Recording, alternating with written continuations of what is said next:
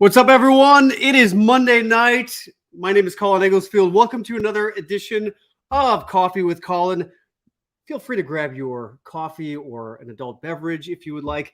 For the next 45 minutes to an hour, we are going to have another amazing conversation. This show is all about inspiring you to be your best self. And I love to come on here and interview my guests where we talk about dreams and goals and the things that they've overcome in their lives to accomplish everything that they want to in life. And this guest that I am having on this evening, not only is he one of the most handsome men in the world, so all you ladies out there, I'm sure you guys are all clamoring and can't wait to see this handsome young buck come on here, but he's also one of the coolest and most humble, sweetest, nicest guys you will ever meet as well. I actually got to meet him a few years ago on the set of one of his movies, and I'm a huge fan of his show Vikings that ran forever on the History Channel, where he played Bjorn Ironside, badass Viking character. So I can't wait to ask him about what it was like to be shooting in Ireland and being a Viking for a few years. He just has a new movie coming out here called National Champions. That it is out. It is about college national champions, and with the game that was on last week between Georgia and Alabama, I'm sure a lot of college football fans out there would love to see this movie. And then also his new hit show called Heels, where he gets to play a wrestler, and I can't wait to ask him about that. But without further ado, ladies and gentlemen, let's bring Mr. Alexander Ludwig to the stage. Hey, what's up, man? Alex. How you doing? Good. How are you? I'm good. I'm going to be up all night because I felt like I needed to have a cup of coffee, even though it's 8 p.m. So thank you. Awesome. Well, I'm glad you're here. I appreciate you being here. You mentioned before we jumped on here that you're in Atlanta. Yeah, I actually, my wife and I, we moved here because Heels is shot here, and it's close to Nashville, and I'm also doing country music. So being close to there is great, and we're absolutely loving the South. I mean, you know, LA is awesome, but you know, I think you and I share that same mentality that you know, sometimes it's better to move on to new places and experience new things and get away from the industry a little bit, you know? Yeah. So, yeah. A lot of great things about Los Angeles, but it is good to get out, and awesome that you are now shooting this new show, Heels. So tell us about it. Tell us about your character. Would love to hear more. Oh man, Heels has been like one of the great experiences of my life so far. It's about a small town in Duffy, Georgia. Duffy is a fictional place, but based on real places, and it's about the small world of pro wrestling. And we kind of take audiences behind the scenes and in the ring in a way that that never has kind of been shown before. You know, I wouldn't say I was the biggest wrestling fan growing up. I would watch it every once in a while, but what I loved so much about the show was the scripts and the characters. It was just so incredible that I couldn't stop reading, and I just wanted to be a part of it. It's a gritty, cool world, and the show got picked up for season 2, which I'm so grateful for. Yeah, awesome. Good. Yeah. So is it based on like kind of like WWF with like?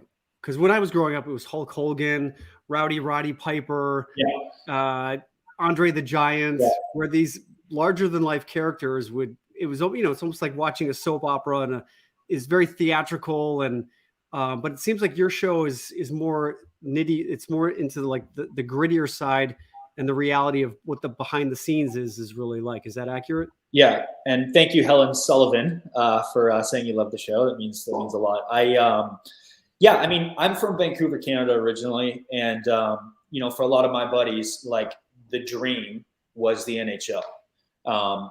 Similarly, in Duffy, Georgia, there is that version, but for them, it's WWE. It's wrestling in front of thousands of people, and you know, wrestling gets a weird rap sometimes for people who haven't kind of grown up with it.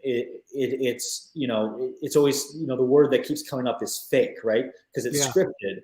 But what you realize very quickly, and having done it now for a little bit, it's there's nothing fake about it except for the story. I mean, like these are professional stuntmen using and abusing their bodies on a day-to-day basis with no help. just trying to tell a story to the audience that they have. And that's kind of what I loved about it. I think that, the great films and television shows that I grew up with explored worlds that I didn't know, and taught me something new about these outrageous characters. And this kind of has all of that. So it's such a phenomenal world. And the fans of wrestling, you certainly don't have to be a fan of wrestling to watch the show, but the fans of wrestling are diehard fans. It's incredible, that whole world. Yeah. Zulema Avis is asking, what's it like to play with Stephen Amell? Steven's amazing. I mean, he's like a brother to me, and otherwise known as Arrow from the hit show. I didn't know what I didn't know what to expect going into it. When we had our first meeting, I'm always, I've always gone on the mindset.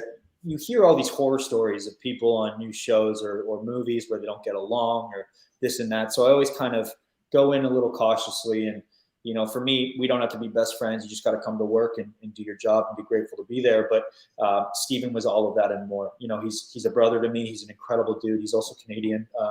And just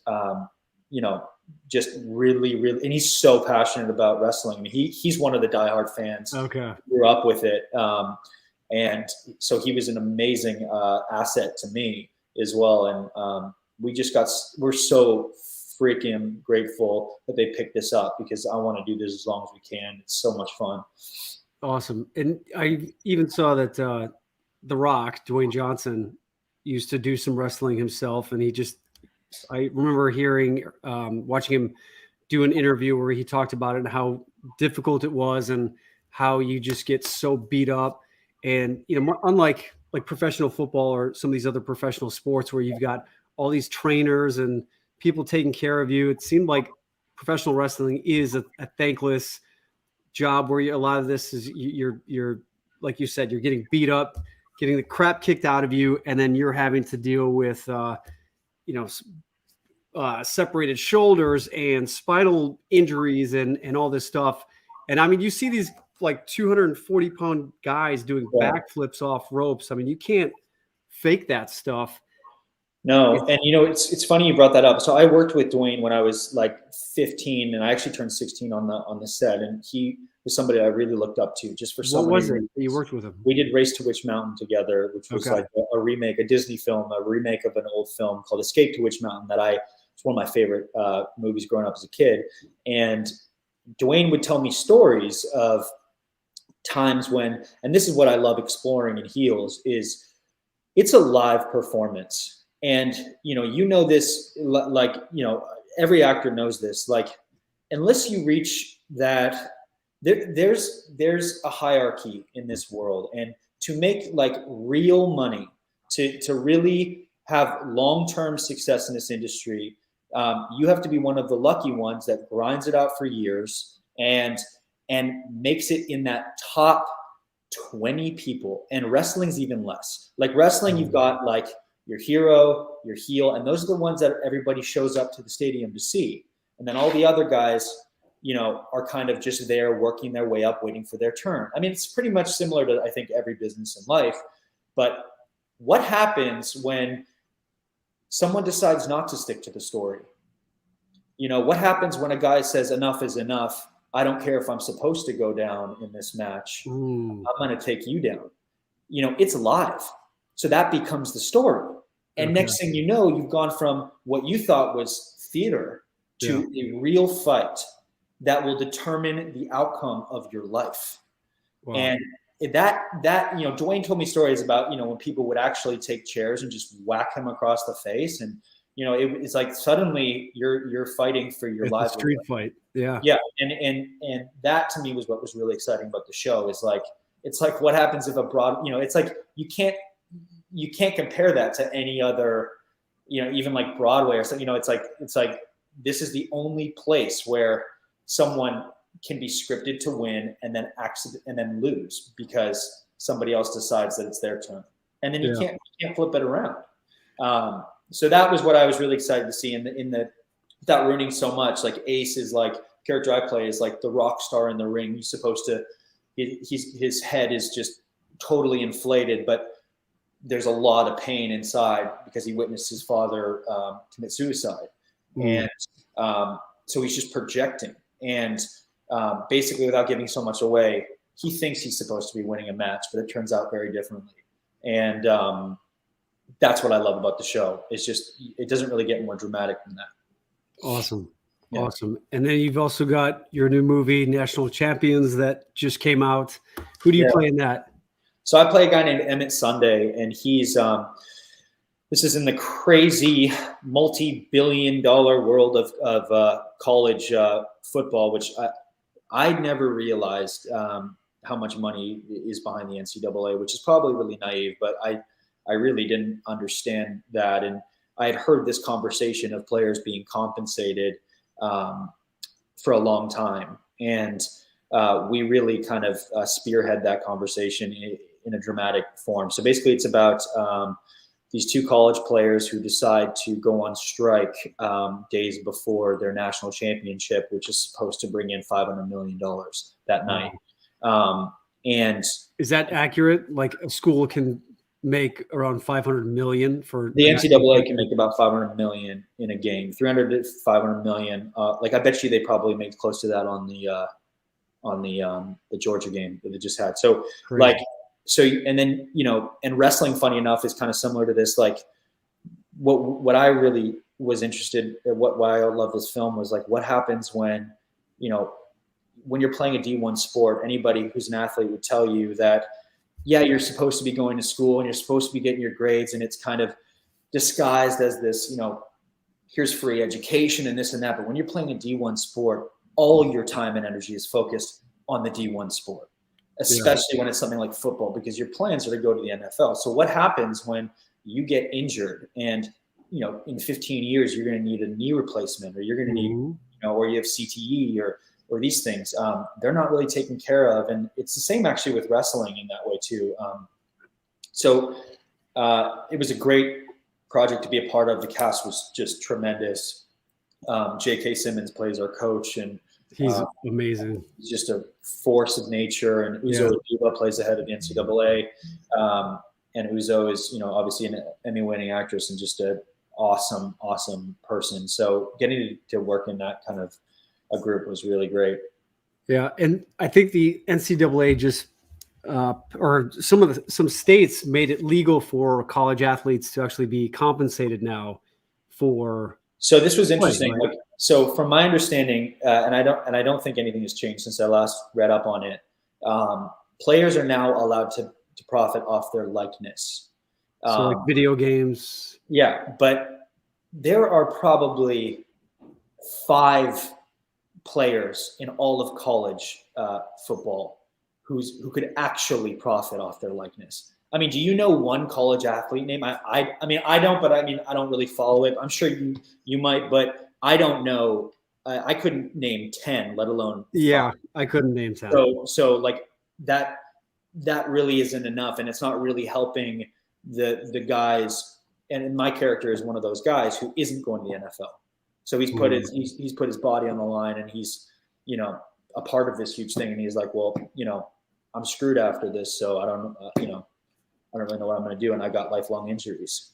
Yeah. I mean, cause the debate is these guys and any college athlete who goes to D1, they get a scholarship, and with the cost of tuition, that could easily be $100,000, $200,000. But then on top of it, these schools are making these millions and millions of dollars off the backs of these kids. And so the debate is, well, do some of these kids then deserve some of that money? But then if you start paying the football players, then what about the fencing team and the gymnastics team where they aren't bringing in money? Where do you draw the line?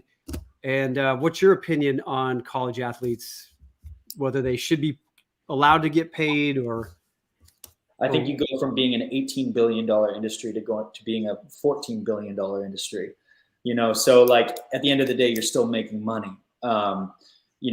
In most states, the highest paid representative of that state, or I can't remember the exact term, but basically are the football coaches. Yeah, So like Nick Saban, I think his salary is like around, like coach of Alabama, I think it's like 4 million, 5 million. But then with his endorsements and everything, it's probably north of, I don't know, maybe 8, 10 yeah. million.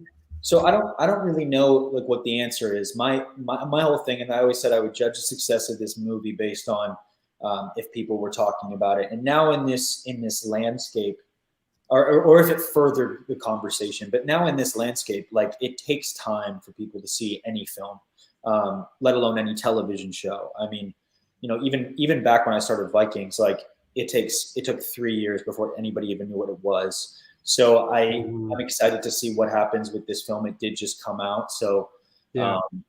but I don't know if there's a right answer.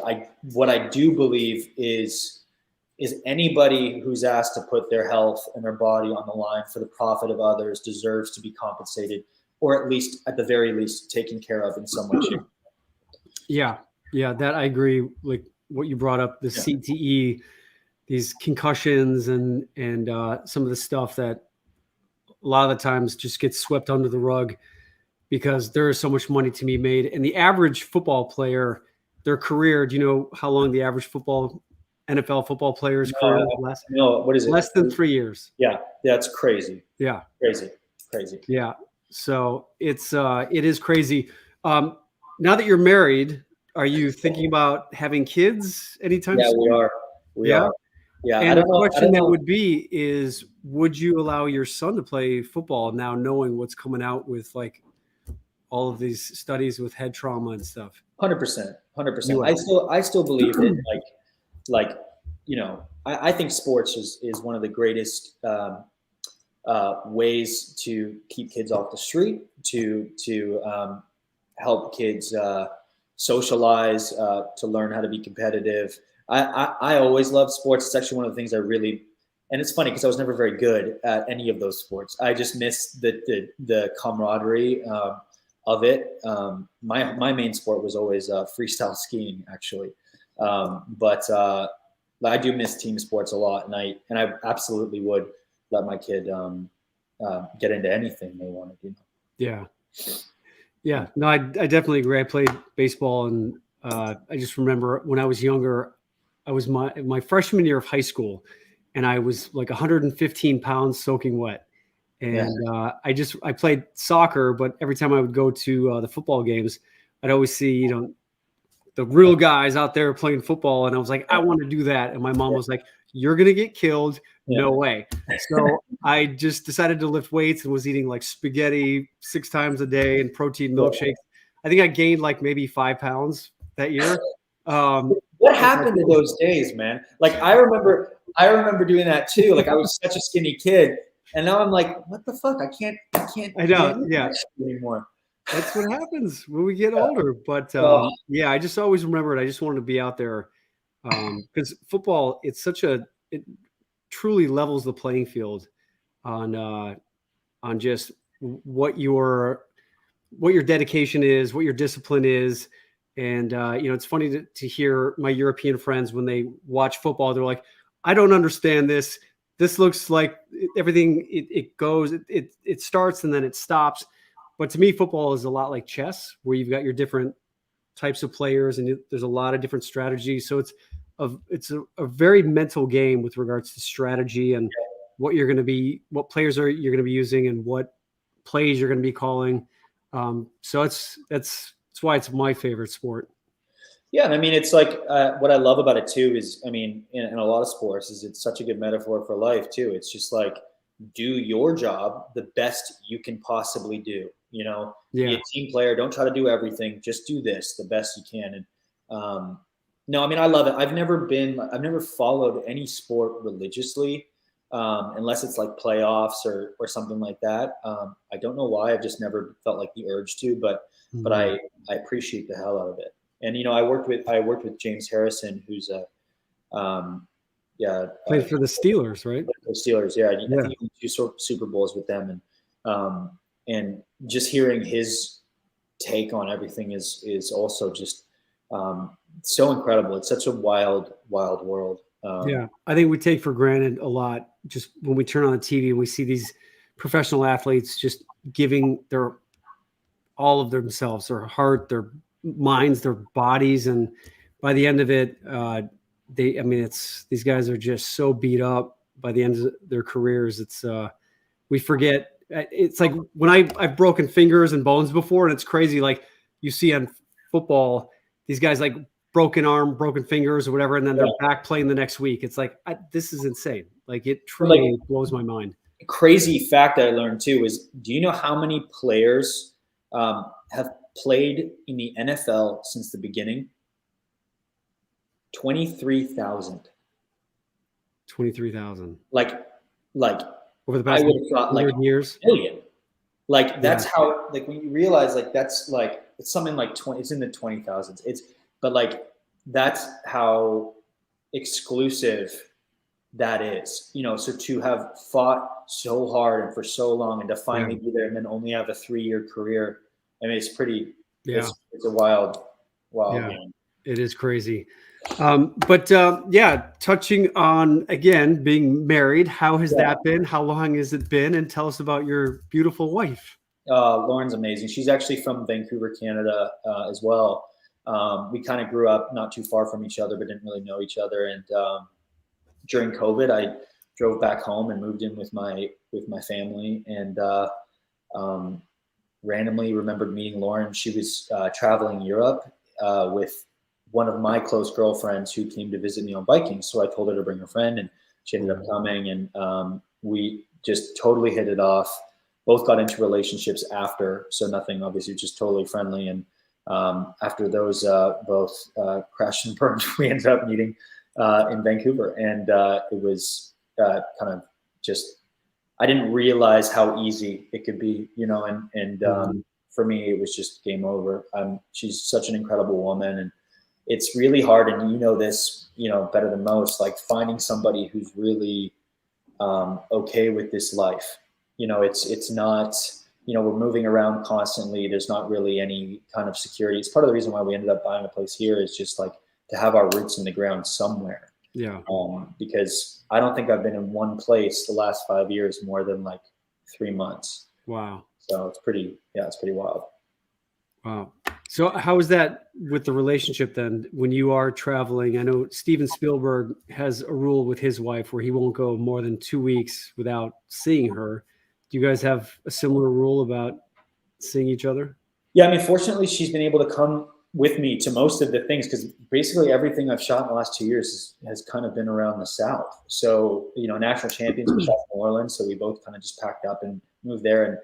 And she's currently an entrepreneur, so she does everything from home anyway. So it really is like best case scenario for us. Awesome. What does she do?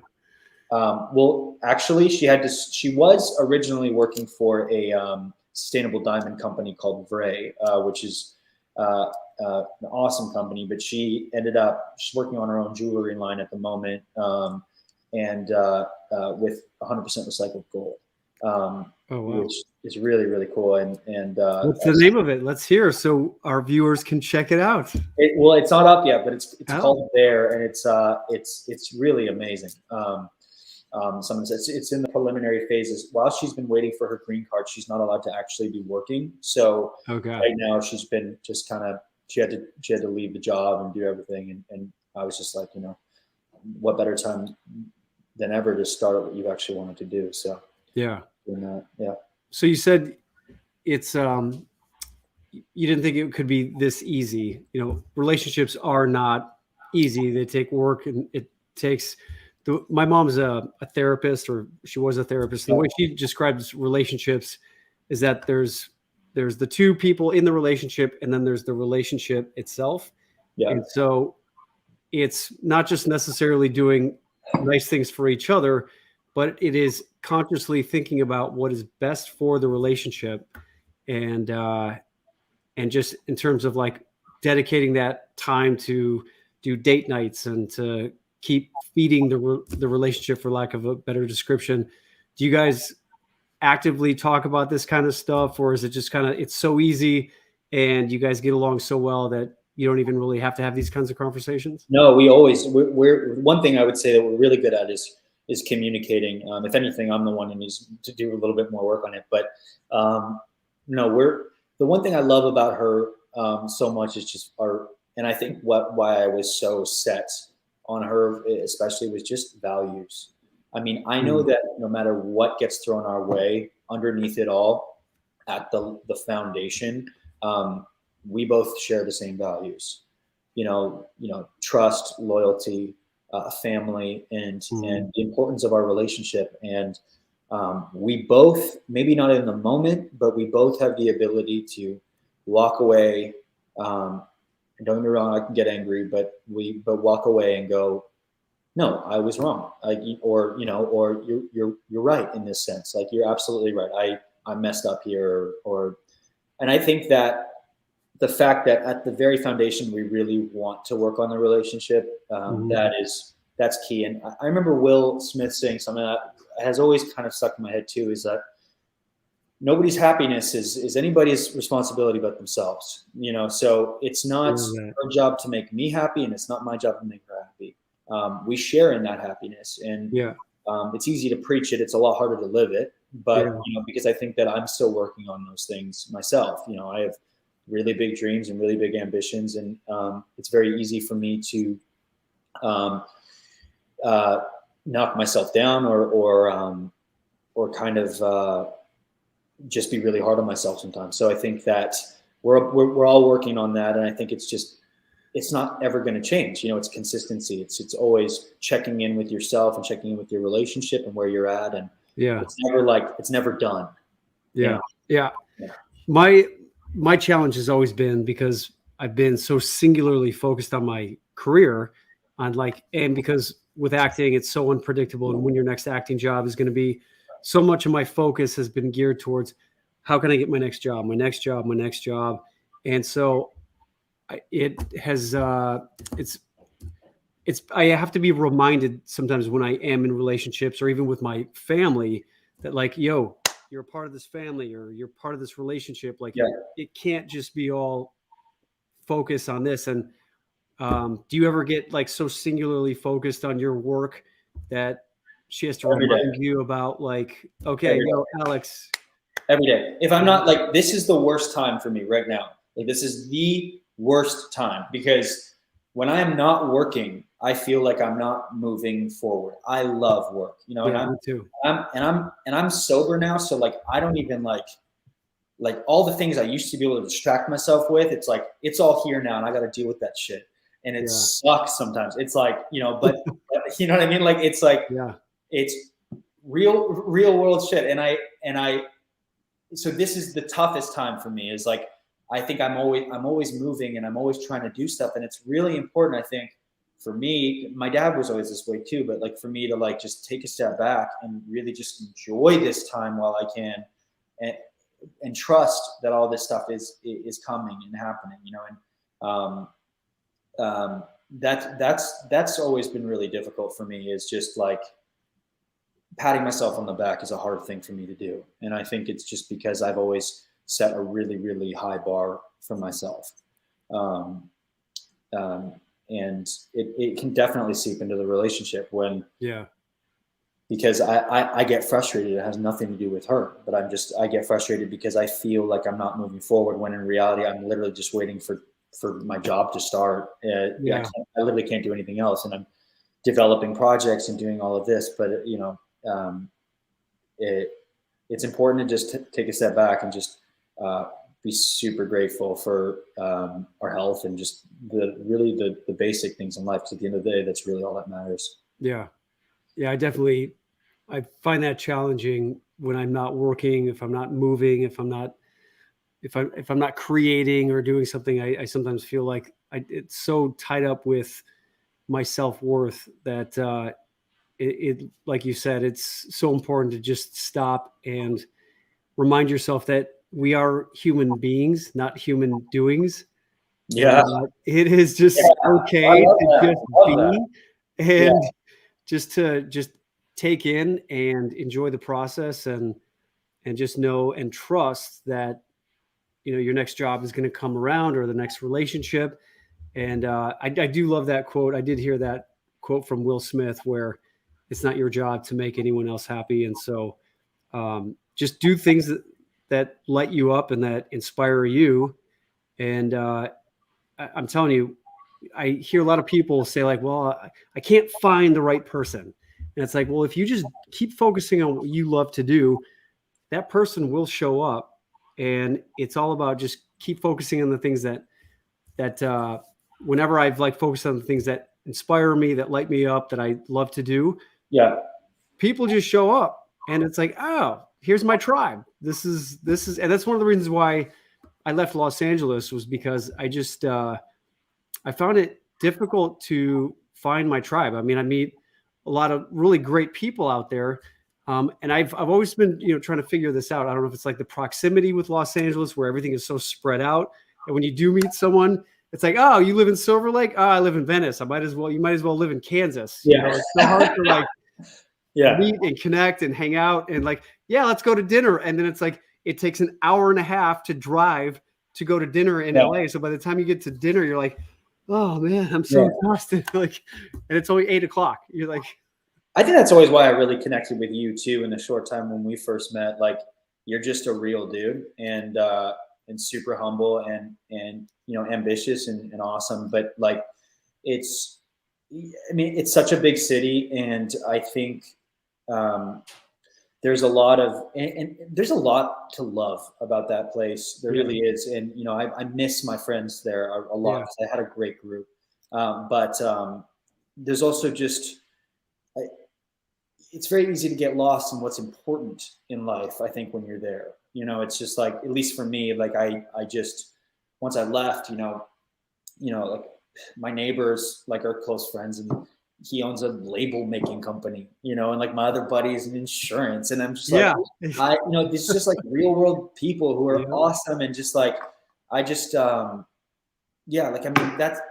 just reminds me like, man, this is what life is. And it's hard for you, like anybody who has never been in the film industry, like it's hard because so much of the reason why you're so successful, and I've had a little bit of success is really just that we have always been go, go, go. That's what we've been trained to do. It's like, all right, this audition didn't work out. We're going to go for the next one. We're going to go for the next one. We're going to go for the next one. And then finally you're in a place where you're not doing that as much and it feels weird. You're like, I need to be grinding still. I need to, but it's like sometimes just, taking that step back is what everybody needs to do. So still progress. Yeah. And when you're going up for like these big auditions, I'm sure you've had auditions like most actors where you really wanted the role, you didn't get it. Or maybe you haven't. Maybe you've just gotten every role. I've always gotten every single role I've ever wanted.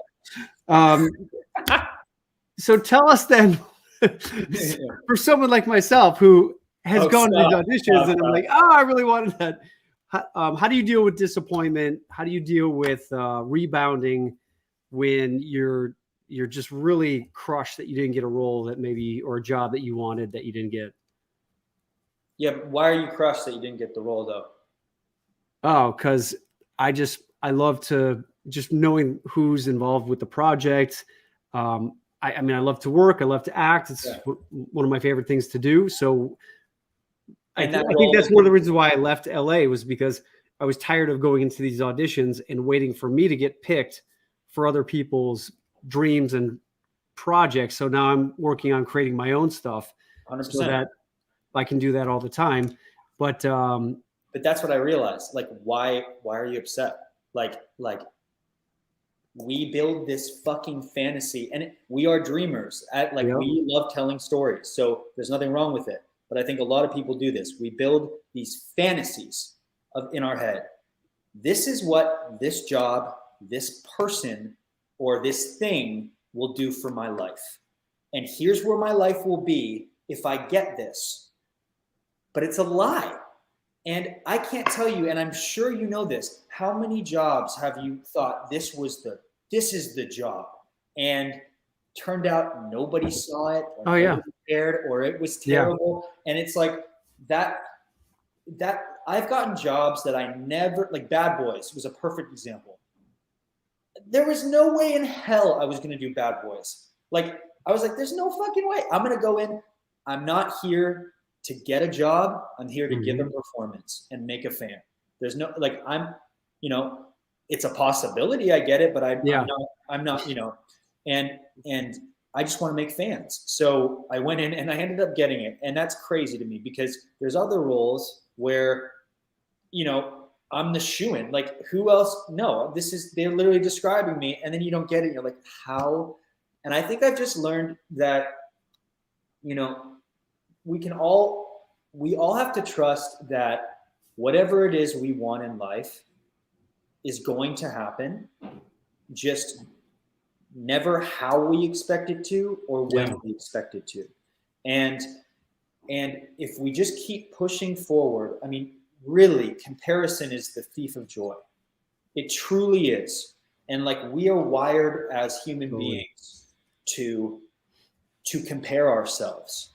Because back in the day, when we were hunters and gatherers, we were always looking around, always trying to figure out where the next threat was. Now that's not a problem, but we still have that in our brain. Yep. Where we're always looking around. Where's the threat? Where's the threat? It's like, there is none. There is none. And I think what I've realized is I just gotta put my horse blinders on. Literally, don't look left, don't look right. This is what I love. This is what I'm doing, and I'm gonna put one step in front of the other, one foot in front of the other, and just keep going. And just don't stop. Because the truth is, if I was 80 years old and jobless, at least I've done my 12-year-old self proud, because this is the only thing I've ever wanted to do. This and music. That's it. Mm-hmm. You know, there's nothing else that this was I've always known that. And it's like, and I think if you're struggling to find your purpose, it's like, what do you find yourself constantly thinking about or constantly wanting to like be a part of? Like, whatever it is, whether it be sports or the universe, I mean, there's a place for you. You know, it's just about finding that calling. So I think what you're doing is really smart. I know that like Warren Beatty had a conversation with my friend the other day, and I'm such a fan of his, obviously. And he just said he believes that the future of acting is creating, and that's so much of. And fortunately, that's something that I've been doing since I was, in my early 20s. Like, I've always been creating shows. So we have some shows set up at different places, but as you know, this takes a long time. It doesn't happen overnight. But I just want to do things that I would be proud of and be a part of things. You know, it's hard to find those films. You know, it's hard to find those movies that we want to do, because I mean, the landscape has changed immensely. Yeah. Well, you are wise beyond your years. Do you have mentors? Were your parents like instilling this kind of wisdom with you? Because it's I think I had to learn it. I had to learn it to survive. Yeah, exactly. You know what I mean? Like, I think that all the A-list actors that I've been lucky enough to work with thus far have all had one thing in common.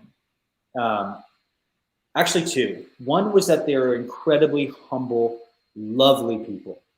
You know, and that kindness does win in the end. It really does. Like, you know, at that level, you know, the other thing that I noticed, whether it was Mark Wahlberg or Dwayne Johnson or Will Smith or Anthony Hopkins, they have had to master themselves.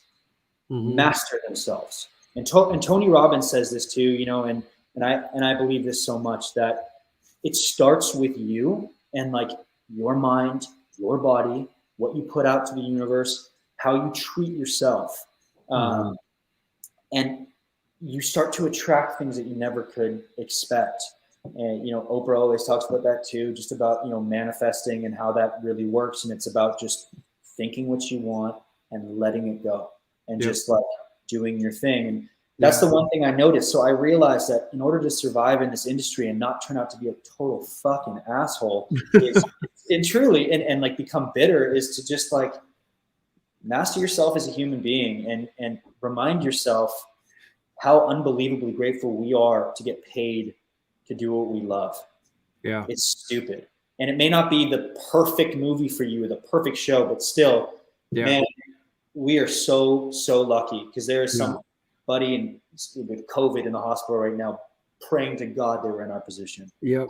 Exactly. Yeah. And what I love about acting too is that it's just been more so than just learning how to become an actor. It's forced me to be a true student of life. And like Yeah. you said, mastering myself. And Yeah. when I walk into my auditions, it literally is like you get a mirror put up in front of you. So all of your insecurities, all of your doubts, all your little idiosyncrasies get just magnified. And when I first started going on these auditions, I was so freaking nervous because all that stuff from when I was younger about Yeah. feeling judged, feeling not good enough, it comes up. And as much as I loved acting in my acting class, I was like, this is amazing. I'm able to play these different characters, and it's like Halloween every day, and you get to play these like incredibly complex different characters that we see growing up in the movies, and then I would go to these auditions, and for whatever reason, my body would literally shut down, just get so nervous. And so that's where I became a student of how do I get over these mental mindset limitations? Why is my body kicking into the fight or flight response? And like you said earlier, our minds and our brains are programmed to look at the threat, and it is all perceived.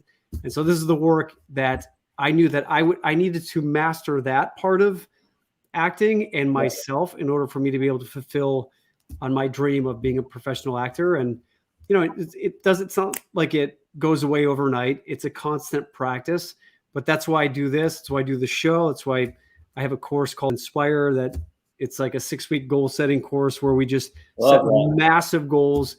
I encourage everyone to be unreasonable, just to go out there and live their lives playing full out. It's awesome.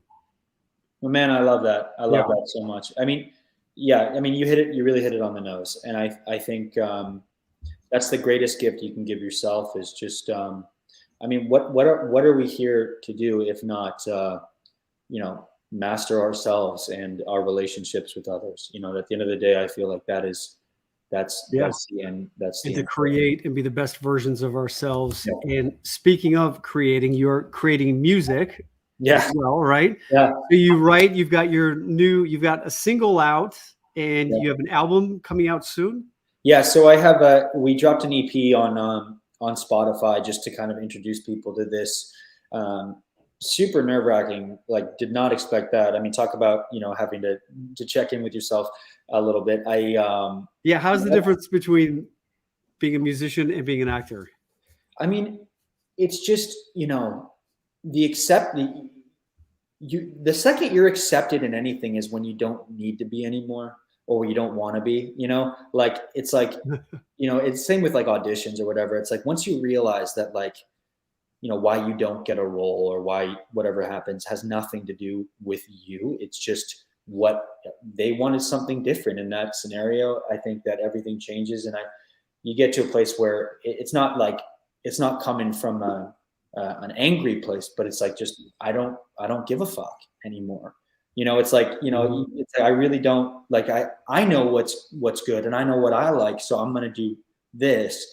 And country music to me has always been something that has been dear to my heart.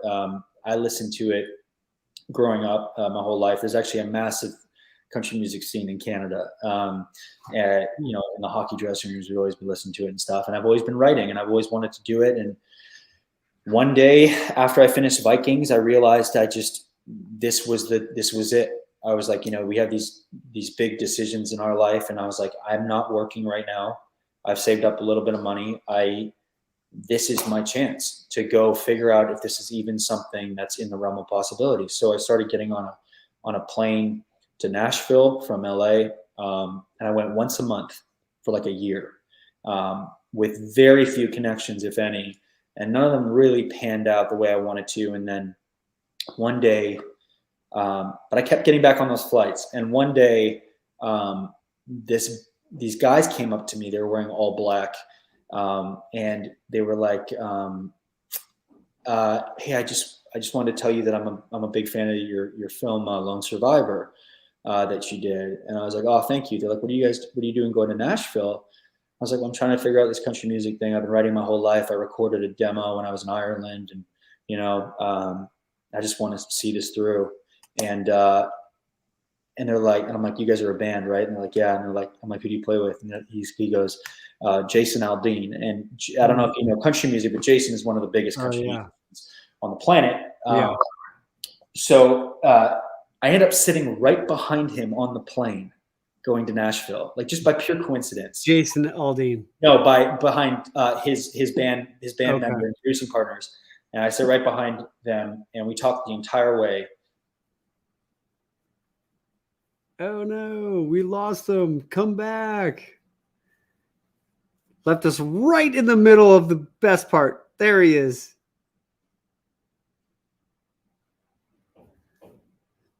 I think he might be going to get his guitar to actually play a song for us.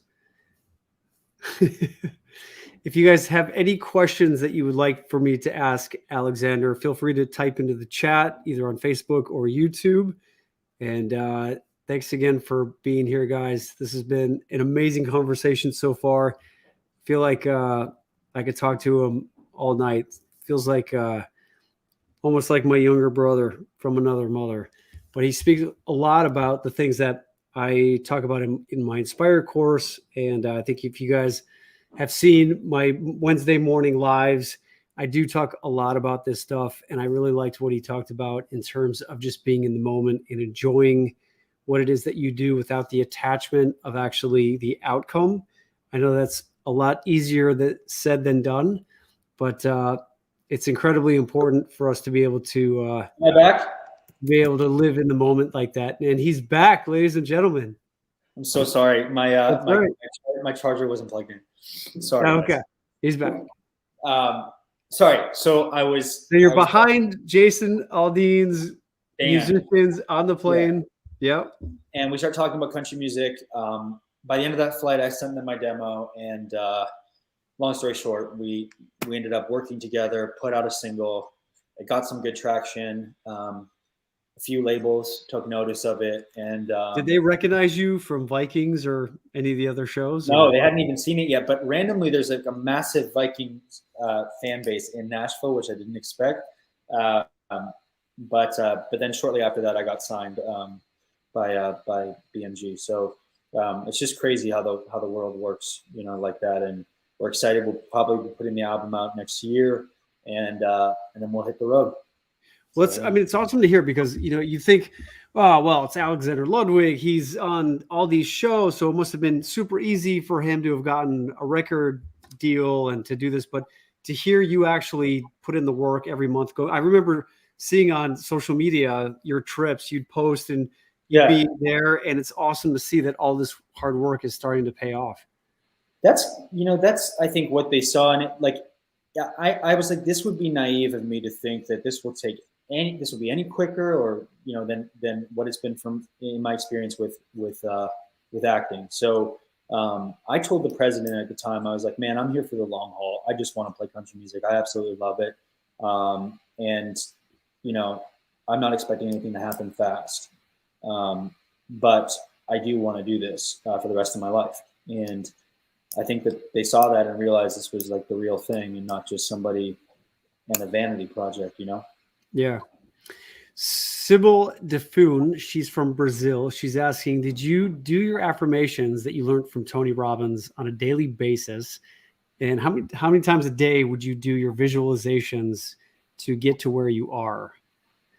It's funny. I don't, and I should do like affirmations. I think I've just always been visualizing like just constantly my whole life, just the same things. But it's kind of just like that knowing, like when everybody says, "Oh, I really want to be an actor," like what advice do you have for me? I always say, like, do you want to be famous or do you want to be an actor, first of all?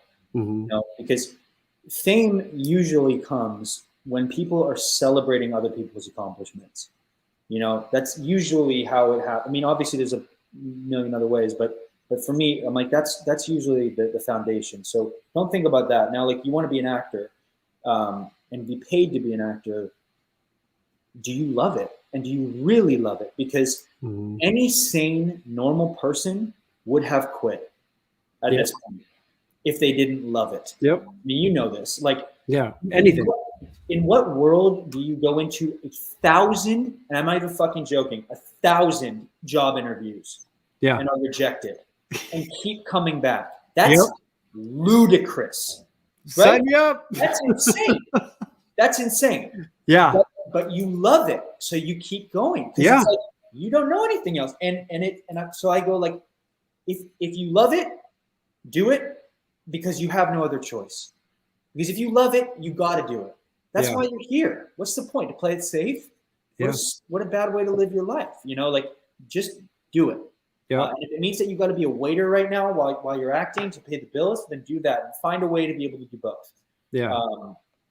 But yeah, that's the thing, is I think just that knowing that is what you truly want to do.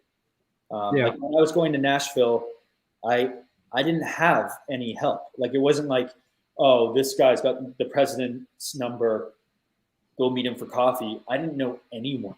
I just kept going on planes.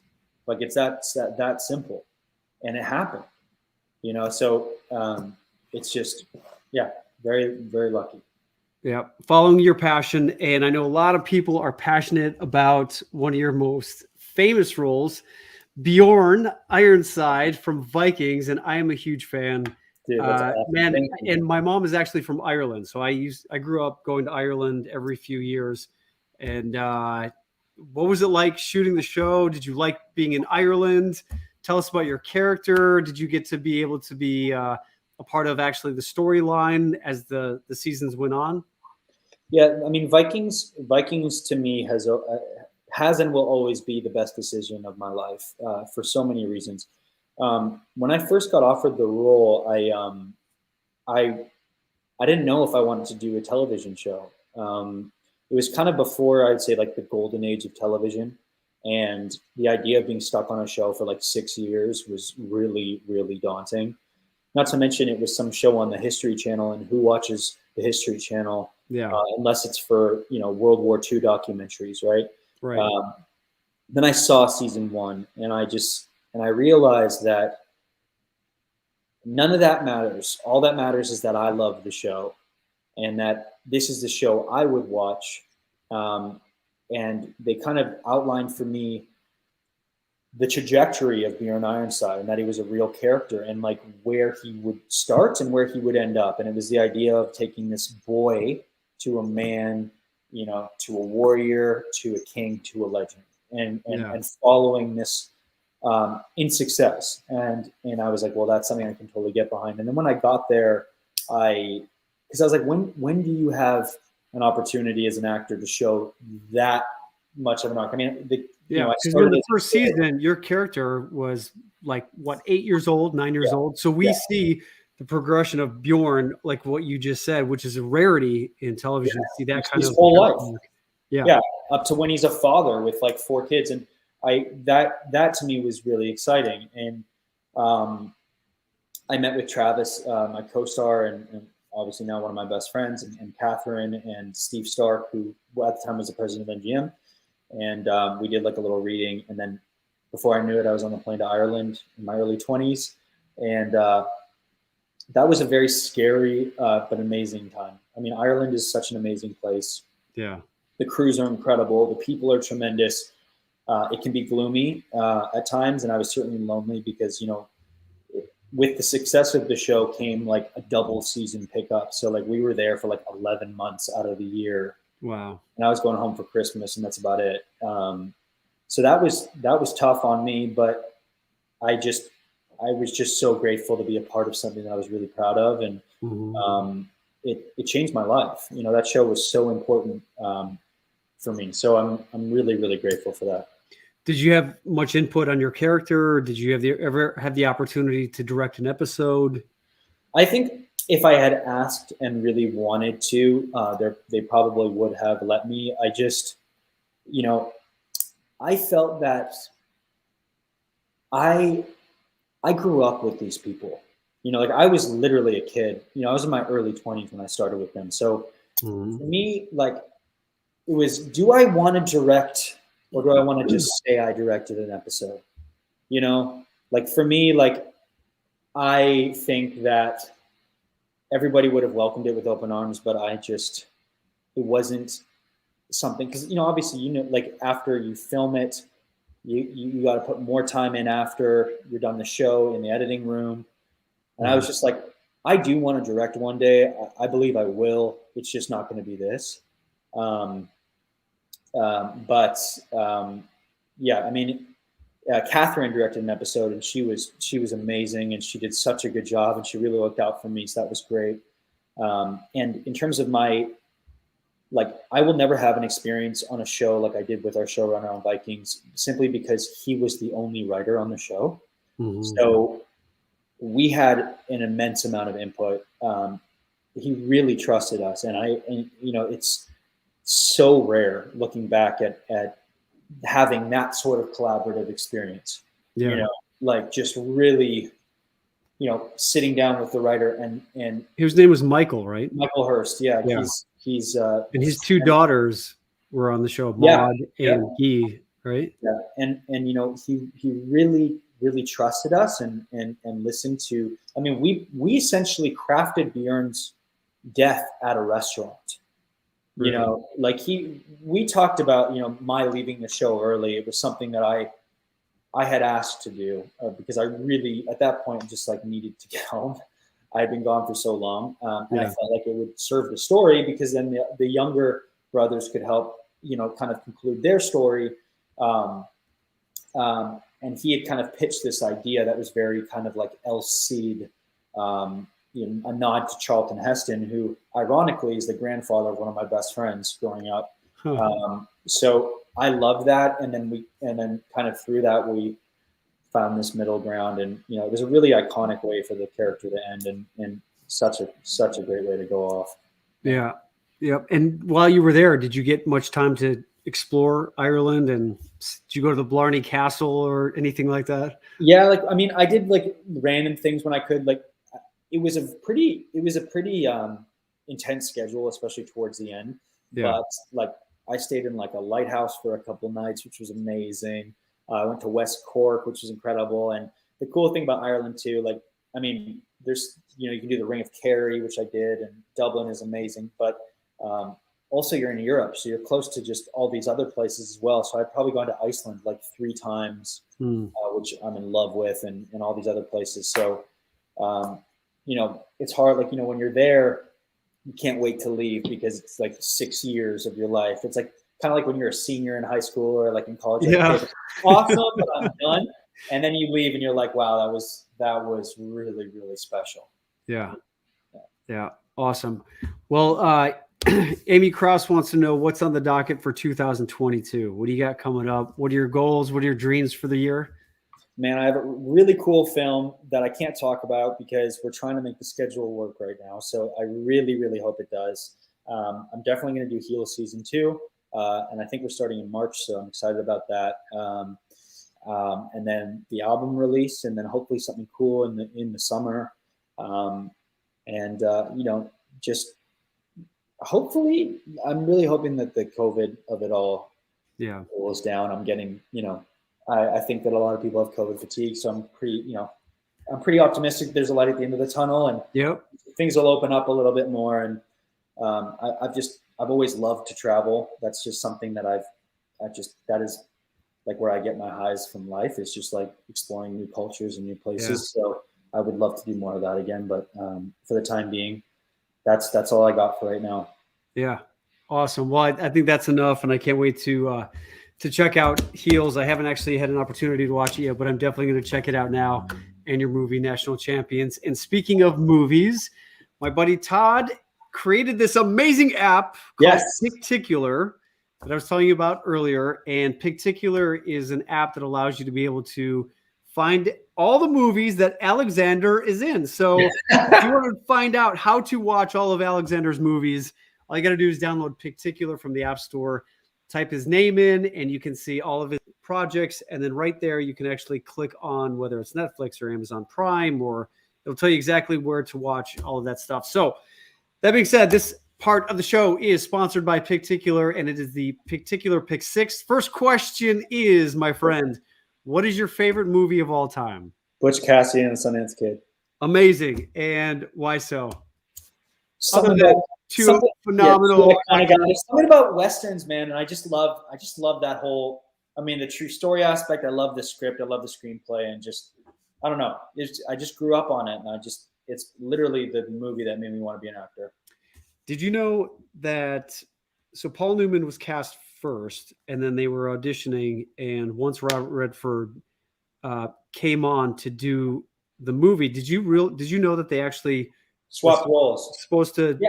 do? When did they do roles? that though? Was that before like I don't know exactly. I can't remember was that after they were cast as their characters? Didn't they switch? I don't know.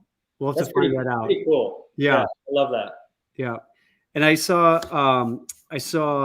Philip Seymour Hoffman and John C. Reilly do True West at Circle in the Square, New York City, written by Sam Shepard. And each night they would swap. Every other night they would swap roles. No Yeah. way. Yeah. So you could go see the play, and then the next night you could go and see them do the opposite role. Like just a master class in acting. That is really, really cool. Yeah. I've never heard of that actually being done. Yeah. Yeah. It was phenomenal. All right. Second question is, what was your favorite movie when you were growing up? Actually, like I loved Escape to Witch Mountain, which I ended up doing like the remake of, which I think is hilarious. And amazing. Even earlier, I did like The Fox and the Hound and stuff like that. Like I don't know if you remember that Disney movie; it's really sad, but yeah, that movie always sticks out to me for some reason. Awesome, awesome. How old were you when? One of my favorite movies growing up was E.T. How old? Oh yeah, you probably weren't even born back then. Well, I watched it though, and I loved it. I don't know if when did it come out? 1991. I think 82.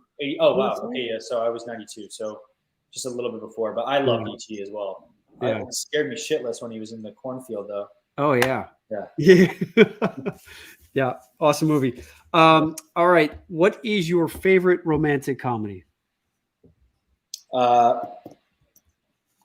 my god, my favorite romantic comedy. Don't make me hold on. Just give me 1 second. Hold on.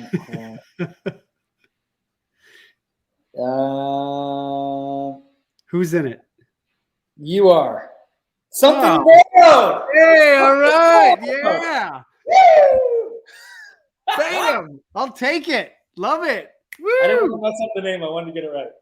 Good. Yeah, I love that. I actually got a fan here, ladies and gentlemen. All right. This is pretty nice. Yeah. What is your favorite comedy? Dirty Rotten Scoundrels.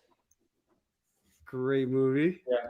Or, I mean, Planes, Trains, and Automobiles is awesome too, but it's so sad. It's a good movie too. Heartwarming, touching, great movie. Yeah. Great movie. Steve Martin is just phenomenal. A legend. Yeah. Legend. Yeah.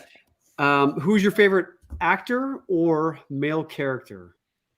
I gotta say, Paul Newman has like one of the greatest careers I think I've ever seen.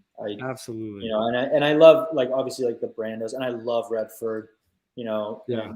And, but I think Paul Newman is somebody who I've always just gone, wow, that's what a legacy to leave behind. And then obviously I love that he just like went out with his salad dressing and donates like $500 million to a charity. I just think like that guy is just incredible. Yeah. If I could come back and do it all over again, I'd probably want to be Paul Newman. Pretty great. Pretty great. Yeah. Yep. Awesome. I was actually, I've read his biography, and really interesting stories, a lot of like fun, interesting anecdotes. And then I saw, and it was an interview with Sean Penn, and he said that Paul Newman used to like to drink beer on set and sometimes would overdo it.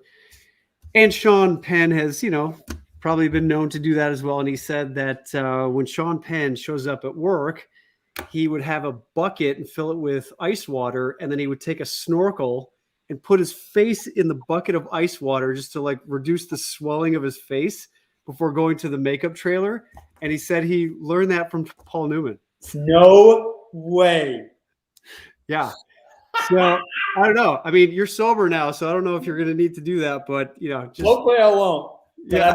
that is. I wish I knew that earlier. Yeah. So when I got booked on the client list, I had told my agent and my manager the story. So when I got booked on the client list, I showed up into my trailer on my first day. Your agent and manager usually like send you a gift waiting for you as like the start of your project. Yeah. There was a bowl and a snorkel wrapped up That is awesome. They were like, all right, here you go. That's awesome. I love that. Yeah. Carrying on the tradition. Yeah. And lastly, who's your favorite actress or female character? I mean, the first one that comes to mind is Meryl Streep. I think she's just such a force. Yeah. Favorite female character? Lagertha? Yeah, Lagertha for sure. It's a badass character. Definitely. Yeah. We'll go with that. Yeah. Little ode to Catherine Winnick. Yeah, exactly. All right, my friend. Well, thank you for being here. It's Thanks, been man. an absolute delight to see you. So good to see you, dude. Way too long. Yeah. Last question before we leave you is for our viewers, what inspires you and what advice would you give your younger self? What inspires me? People. I think people who are passionate about what they do in any form is really inspiring to me.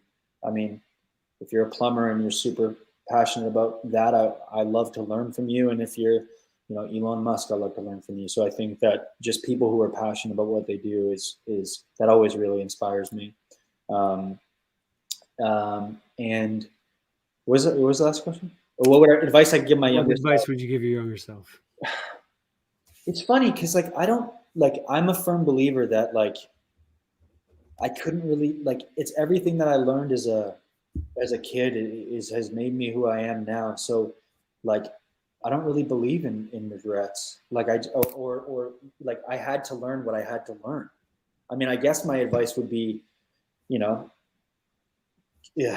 put one foot forward in front of the other and keep your head down, and comparison is the thief of joy. But even then, I will, I think that sometimes the hardest times in your life are the things that you needed to go through to make you, and they make you so strong.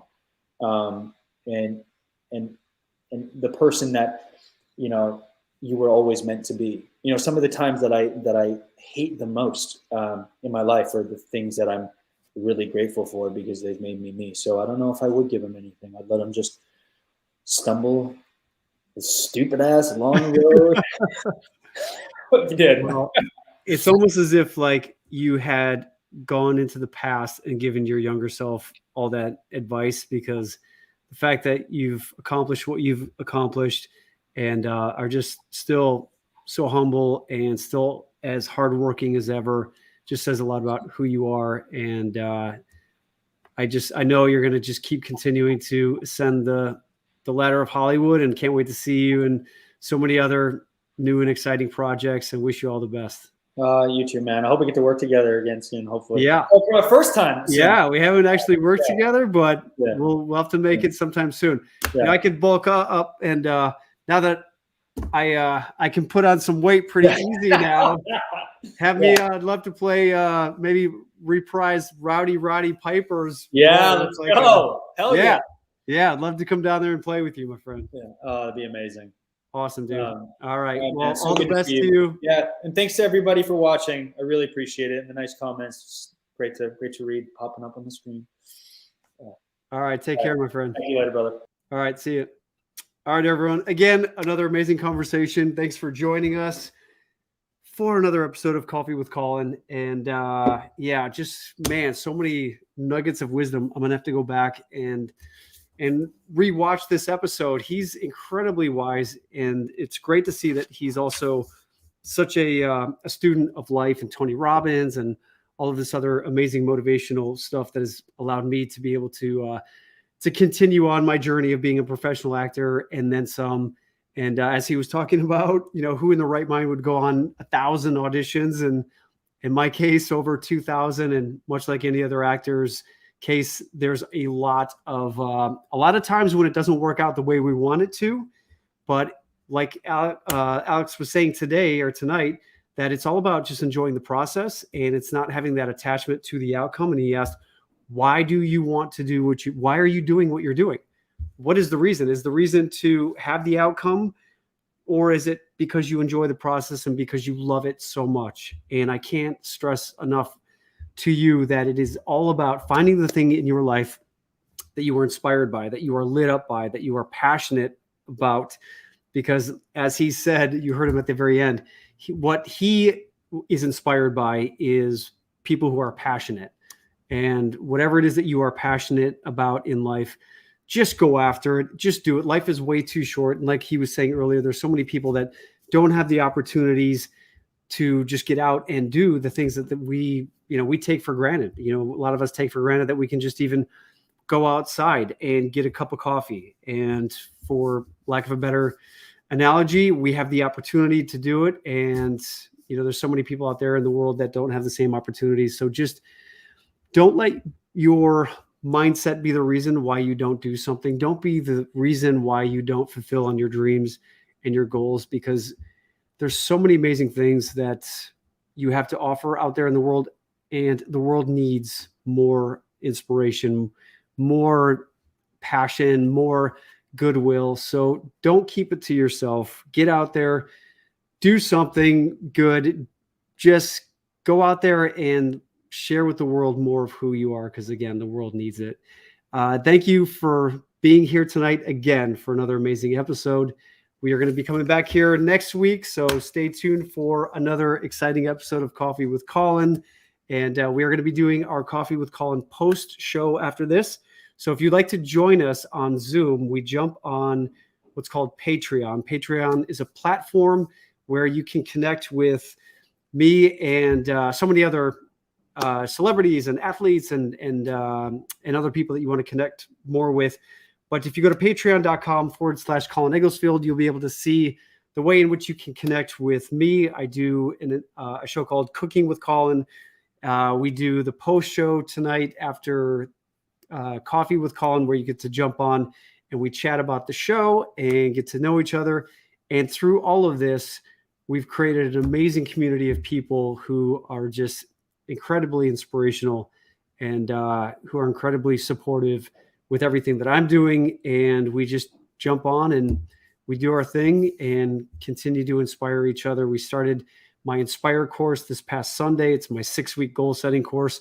If you're interested in doing something like that and getting a great kickstart for 2022, by all means, we'd love to have you in the course. And you can email me at info@colinegglesfield.com for more information about that. All right. If you want to join us after the show here, again, go to Patreon. And if not, we'll see you guys next week, and take care for now.